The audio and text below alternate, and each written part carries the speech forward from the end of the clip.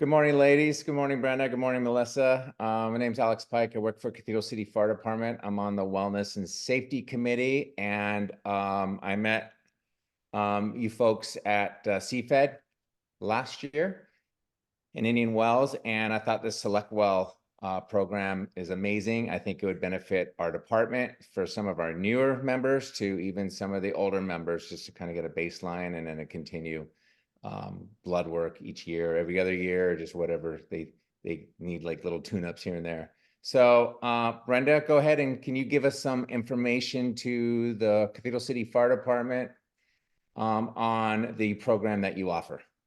Thank you, Alex. Happy to do so. Well, I am a nurse by education. I work with Select Well to develop and create the firefighter program with my husband, Robert Saperco. We participated in the FEMA study many years ago to identify why firefighters have more heart disease. They get heart disease earlier, and why there's sudden cardiac death events in the firefighter community, more so than the general population. So that's one of our many passions. It's heart disease prevention is our main focus. So what we did was we cobbled together some of the tests, the advanced test and the basic test that we used in the FEMA study that actually correlated with findings of undiagnosed heart disease in firefighters. This is a HIPAA compliant Zoom. We get one-on-one Zoom scheduled with you when you come in for your blood draw. You then get on the computer. I pull up your results. I get you to confirm that this is in fact you with your name and date of birth, and then I jump right into it. So this is what the portal looks like. As you know, we will probably ask your height and weight, and this Joe firefighter is a little big. His BMI is 40. We talk about that a little bit. Most firefighters think that they're very fit, and some are. But I also want to know if you think that you have body fat that you shouldn't have, and encourage you not to keep gaining. We measure blood pressure because firefighters, while you have opportunity to take your blood pressure often, we find that a lot of blood pressures are elevated in firefighters when they're at a screening. And I get this all the time. Well, that's because I was getting my blood drawn. If you think your blood pressure is elevated when you're getting your blood drawn, think what your blood pressure might be when you're on active duty. But this is what some of our tests look like. So you can see that this is not your basic labs that you see generally with your physician. And we tell you the story of your labs. We start at the beginning with a total cholesterol. We go right into your LDL cholesterol, which is the quote, the bad.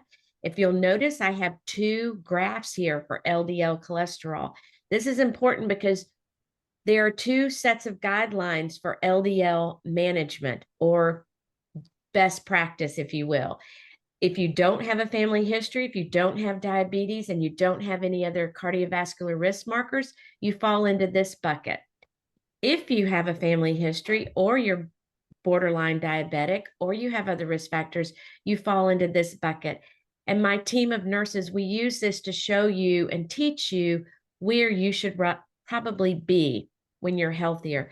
You also might notice we call it direct LDL. When you get your labs drawn at LabCorp Quest, they do a calc LDL, and that means they're really not measuring your LDL. They're actually doing a mathematical equation in the background. And we think, and we know, I've been in academic medicine for over 20 years. The best way to really know your LDL is to measure a direct LDL.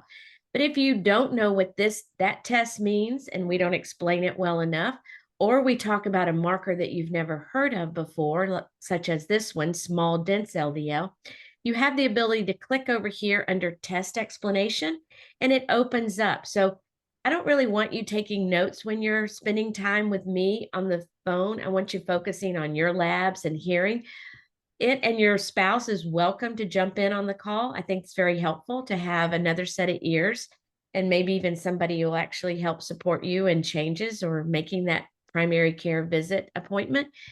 But we want you to understand it. So we have test explanations, associated risk, and then considerations. Considerations are what you can do about this marker to make it better, to improve it, or conversations that you may want to open this up and print it out and share it with your physician. Small dense LDL, we found in the FEMA study, correlated to firefighters having undiagnosed heart disease more often than an elevated LDL is. That was true in the firefighter population. It's also true in the general population. So why it's important to know what your LDL is, it's even more important to know the size and the density of the LDL. The smaller, the more dense the molecule, the more easily it slips into your artery wall and starts to begin plaque. Should be screening everybody once in their lifetime for. And that's called lipoprotein little a, or we refer to it as LP little a. This is one marker that we give you that you either have it or you don't. You have an elevated level or you don't.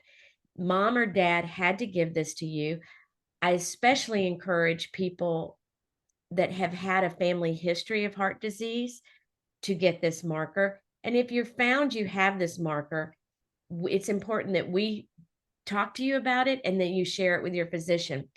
LP little a is, like I said, inherited. It is not influenced by lifestyle.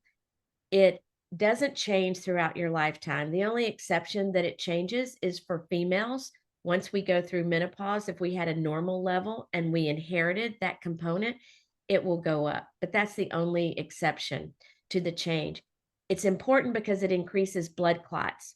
And it's important because it's pro-inflammatory and it's also very sticky and gets into your blood vessels quickly. When you have LP little a, this is an independent marker of developing heart disease, stroke, and blood clots. In the firefighter population, this is very important for you to understand. You must stay hydrated. If you have LP little a, your blood coagulates a little bit quicker than someone who doesn't. And as you know, when you go into active duty with your turnouts, you lose a certain percentage of your body fluid. When you do Absolutely. that, your blood becomes stickier. So if you have this, that enhances that effect.